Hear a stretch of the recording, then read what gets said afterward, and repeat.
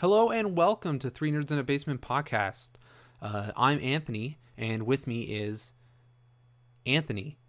That is because during our special E3 show, we are making it even more special by having scheduling errors. So it is just me tonight. Vince has sent me his thoughts on the Nintendo conference, and I will be telling you them at the end of the show. But for right now, it's just going to be a solo show. It's just going to be me. It's going to be you. It's going to be a little personal. It's going to be great. And we're going to be talking about Nintendo because this is the last press conference of E3 that we are covering. And you know what? Just get right to it. Nintendo had their little Nintendo Spotlight. This thing is just 30 minutes of jammed-packed bangers. So they start off the show really strong with Xenoblade Chronicles 2. In the trailer, you see some gameplay. It seems very Xenoblade, if you've played that before. Timing circles on your skills to get better damage, better healing, and stuff like that. But it's great to see that the ridiculous sense of scale that Xenoblade Chronicles has is still there. But also this game has seemed to go just way more anime than maybe before. I played Xenoblade Chronicles X on the Wii U, and that was pretty anime, but this is going to the next level. You got anime spirit girls like inside weapons and stuff. There were no showings of giant robots, or at least there was there. No, there wasn't any showings of giant robots. I'm pretty sure. I'm gonna go 99% sure on that. So I would like to see more in robot gameplay.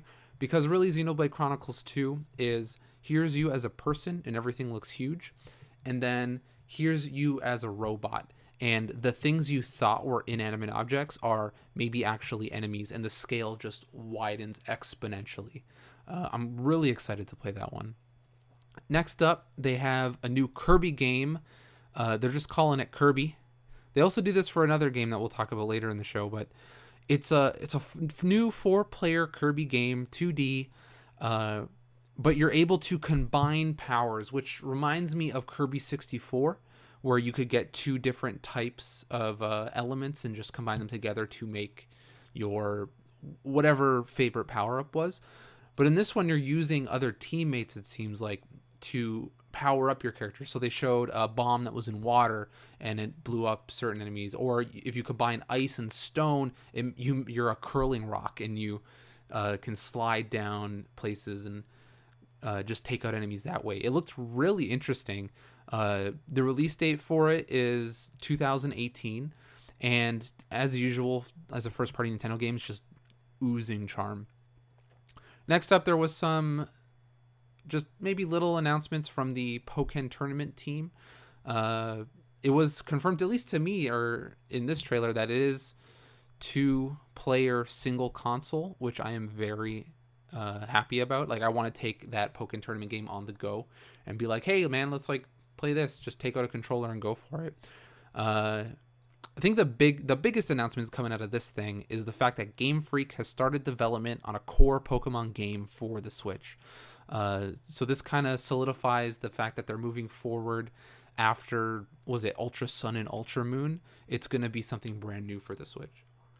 And I'm really happy about that. I really want to see what a Switch Pokemon is like if they're going to actually try and harness the power to make it look like something as good as the Xenoblade Chronicles 2 trailer we saw. Next up, I'm positive that Vince is excited about this. The Metroid Prime 4 logo showed.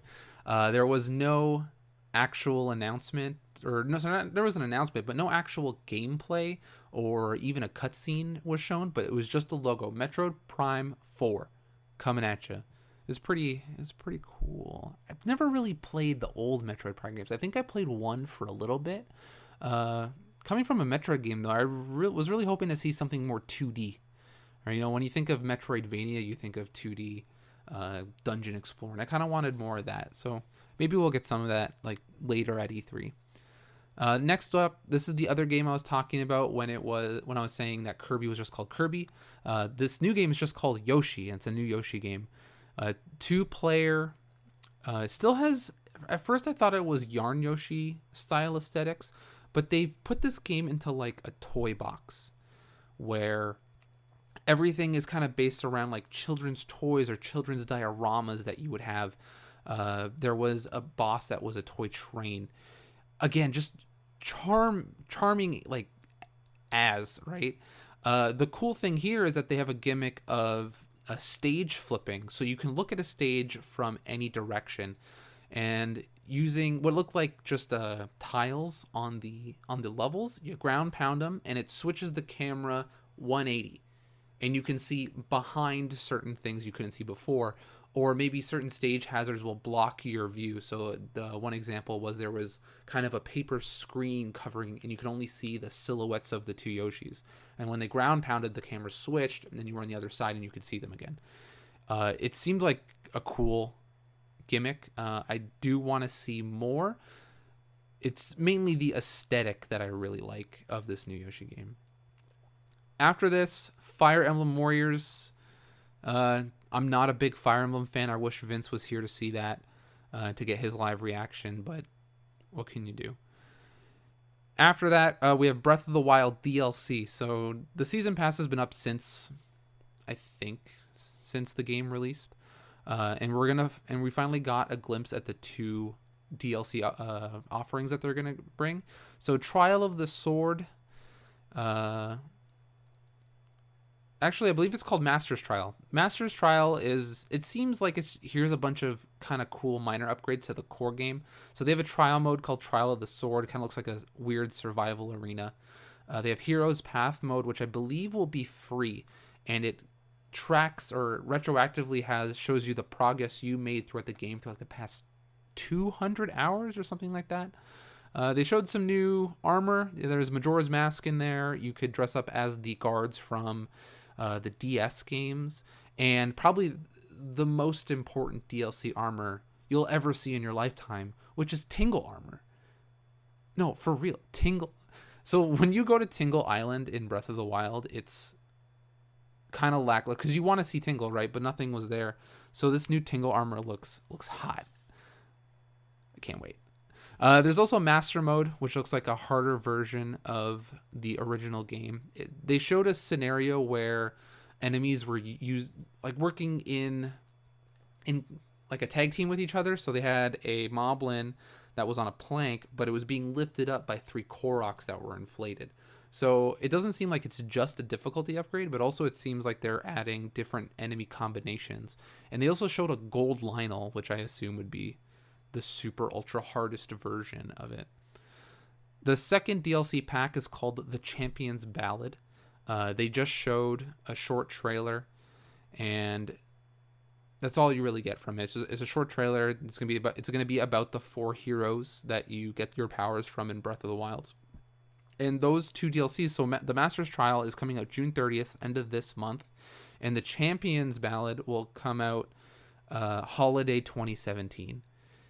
So that's still within this year, and it's pretty cool. I'm kind of, I don't feel like I'm gonna pick up the first DLC pack, even though it does have Tingle armor. I don't know what I'm gonna do there, but we'll see.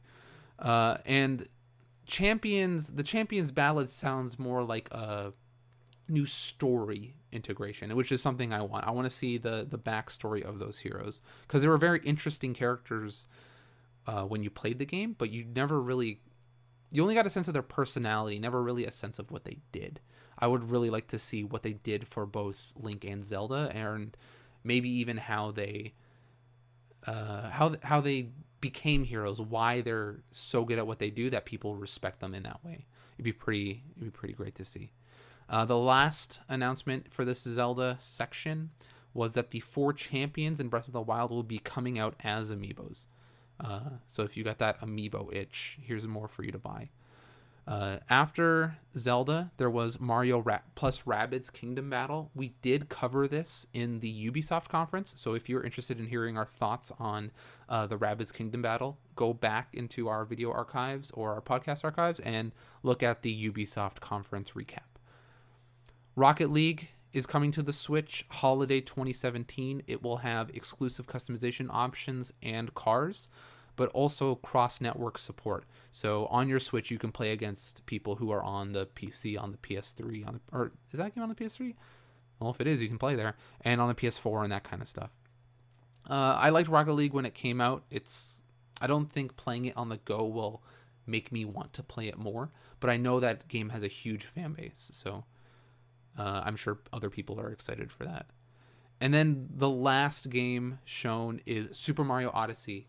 First off, out of the gate, the Super Mario Odyssey theme song is fantastic. It's like this jazzy swing style song, and at first it doesn't even sound like it's a game theme, and then when it gets into the chorus, it's like, come collect coins with me and stuff, and you're like, oh, this is strictly a Mario song. But I really liked it. The gameplay they showed is all over the place. They have Mario turning into, if you remember A Link Between Worlds, where Link could flatten up against a wall and kind of work in a 2D space.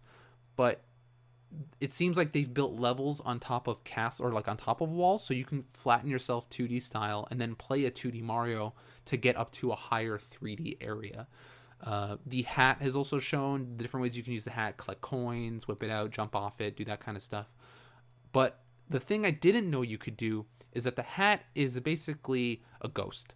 You can it's almost like you take your own spirit, but you physically go into it. You throw the hat at an enemy or an object or something, and Mario can possess it. He can become that option. And then they showed that not only with they showed New Donk City, and you could go around and possess like the regular people pedestrians there, but also you can do it to enemies. So there's scenes of you being a Bullet Bill, of you being a Koopa Troopa, of you being a Hammer Bro, and then also just ridiculous things like you could be a rocket ship, or you could be a goddamn Tyrannosaurus Rex, which is so cool. It's maybe it could be a Monster Hunter. That'd be pretty cool. If it's Monster Hunter World's not for the Switch though. If there's double cross DLC where you could fight like the Mario Rathalos, that'd be pretty cool. But the whole game just looked super polished and really final, and it kind of shows that it's really final because it's coming out October 27th of this year. This kind of goes with the rest of the E3 conferences where Nintendo has only shown you stuff that is either soon, like as in this year, or it is one fiscal year, so right about that March ending, 2018, which is great. And out of all the press conferences, they had the most packed amount of games that I personally want to play. Out of it, I'm probably most hyped for Xenoblade Chronicles 2, Super Mario Odyssey, and that Kirby game just looks really fun. I'm a big fan of Kirby games, so those are kind of my top 3 picks. And here, so I think that conference was the strongest easily out of all of them. Nintendo really justified the reason that I bought a Switch and made me excited to play more games on that system. Vince also, he has sent in his thoughts via text, so I will tell you them right now. So Vince says that Nintendo had the best conference of E3, and I gotta agree with him. He wants to play everything. Okay, this is where we're going to start differing, because I know he loves Rocket League more than I do. I know he loves Fire Emblem more than I do, and he would be someone who would want to play that Fire Emblem Warriors game. So I guess that's on him. In all caps, OMG Metroid Prime 4. All this dude talks about is, Nintendo, please make a new Metroid game, and please make a new F-Zero game. And he got one of them. So I bet he's super excited. He's excited also for Xenoblade Chronicles 2 and Fire Emblem to be this holiday. I like one of those. Those are pretty cool. And he thinks that the best announcement wasn't even in the spotlight. This is news to me too. Good thing I didn't read these beforehand. So Metroid 2 Return of Samus, there's going to be a remake for the 3DS, which is apparently made by the Castlevania team. It's gotta hurt. Maybe. He thinks that the only negatives of this press conference is that there's no F-Zero. Dude, F-Zero's dead. Just leave it be. And also no Monster Hunter Switch announcement, or just information at all. I'm also disappointed by that. You guys know that me and Vince are both huge Monster Hunter fans, and Monster Hunter World looks sick, but I really want to play Double Cross in North America because that those G rank missions and enemies and stuff are where Monster Hunter gets kind of crazy, and where you can make your own builds and really test yourself as a monster hunter. But that was it for Nintendo. Hope you guys watched it. Hope you guys had a good time. Tell us your thoughts in the comments. If you wanted to check out our other videos on all the other press conferences, you can check out our YouTube page, which is just tniab, or you can subscribe to our Facebook page as well. I post up all of our episodes on Facebook, and we have a pinned post at the top that'll have the YouTube link to every single one of our recaps. Facebook, YouTube, and then if you're on that podcast train, we are also on iTunes, so check that out. So I hope you guys enjoy the rest of E3, and man, it seems like a good time to play games. I would say that most of the announcements here at E3, at least at the press conferences proper, were kind of middling, but there was some great stuff coming out that I'm excited for. So check out those games, man. See you later.